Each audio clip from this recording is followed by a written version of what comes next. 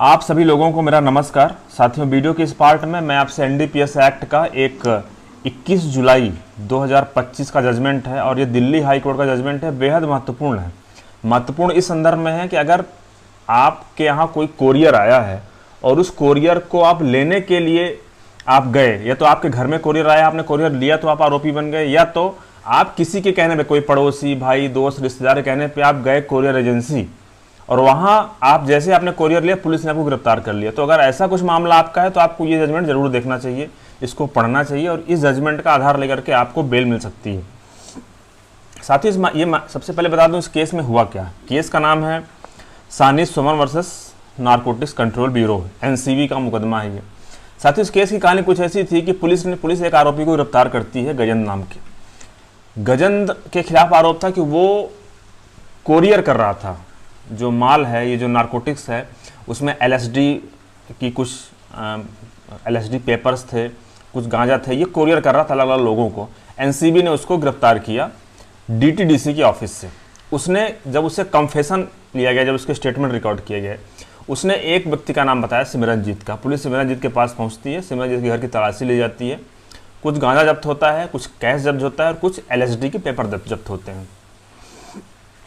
अन्य आरोपियों को भी नाम लिए जाते हैं। अब उसी दौरान एनसीबी क्या करती है, एनसीबी एक व्यक्ति जिसका पार्सल आया हुआ था उसको सूचना देती है कि आपका पार्सल आया, आप डीटीडीसी आ जाइए।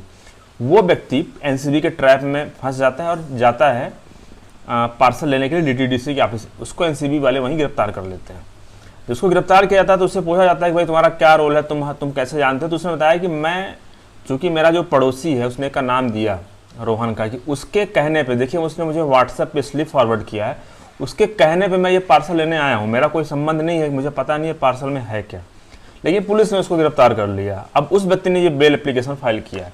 जब इस बेल एप्लीकेशन में दलील कोर्ट ने सुनी तो कोर्ट ने इस आरोपी को बेल ग्रांट कर दिया। और उसका कारण क्या था? सबसे पहली बात तो ये कि अगर वो व्यक्ति ये कह रहा है कि भाई पार्सल किसी दूसरे व्यक्ति का है, उसने मुझे व्हाट्सएप पे स्लिप भेजी हुई है, तो उस व्यक्ति का पार्सल होगा, ये संभावना कम है। दूसरी बात यह है कि पुलिस ने इस मामले में उसके घर की कोई तलाशी नहीं लिया, उसके घर से कुछ भी जब्त नहीं किया।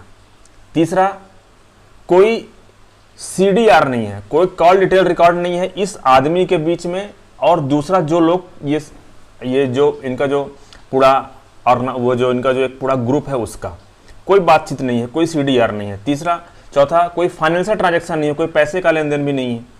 तो इस प्रकार से कोर्ट ने ये पाया कि यहाँ पे केवल एक पॉइंट है, वो है कि ये व्यक्ति पार्सल लेने गया, इसलिए इसको पुलिस ने गिरफ्तार कर लिया। कोर्ट ने कहा कोई जरूरी नहीं है कि पार्सल इसी का होगा, क्योंकि ये व्यक्ति कह रहा है, व्हाट्सएप मैसेज दिखा रहा है कि इसके पास सबूत है कि दूसरे व्यक्ति ने इसको कहा है पार्सल लेने के लिए।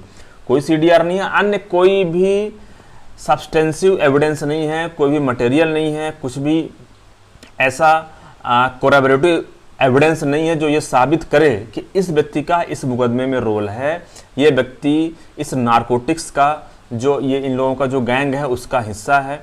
तो इसलिए इस व्यक्ति को बेल का लाभ दिया जाना चाहिए, इसको बेल ग्रांट कर दी जानी चाहिए। और अब दूसरी बात जो है कि इसका कितना इन्वॉल्वमेंट है, ये इसका रोल है या नहीं है, ये वास्तव में खुद इसका इन्वॉल्वमेंट है या नहीं है, ये सारी चीज़ें जब ट्रायल होगा तब डिसाइड होगा। तो कोर्ट ने इस ग्राउंड पे कि उसके पास केवल कोरियर लेने गया, उसके अलावा अन्य कोई भी एविडेंस सपोर्ट में नहीं है, इस ग्राउंड पे उसको बेल ग्रांट कर दिया।